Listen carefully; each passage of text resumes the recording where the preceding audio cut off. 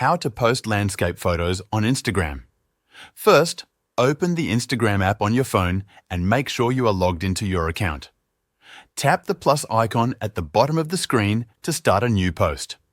Choose the landscape photo you want to upload from your gallery. Once you select the photo, Instagram will automatically crop it into a square. To change this, look for the crop icon, which looks like two arrows expanding outward. Tap on it to switch to the full-size landscape format. You can now pinch to zoom in or out and drag the image to adjust its position. This ensures your landscape photo is framed exactly how you want it. Tap Next to continue. If you want to make edits, you can apply filters or adjust settings like brightness and contrast. Swipe left or right to choose a filter or use the editing tools for custom adjustments. Once you are happy with your photo, tap Next again. Now you can add a caption, tag people, or include a location. Captions help provide context and make your post more engaging.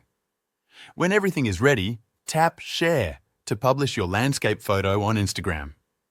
That's how to post landscape photos on Instagram.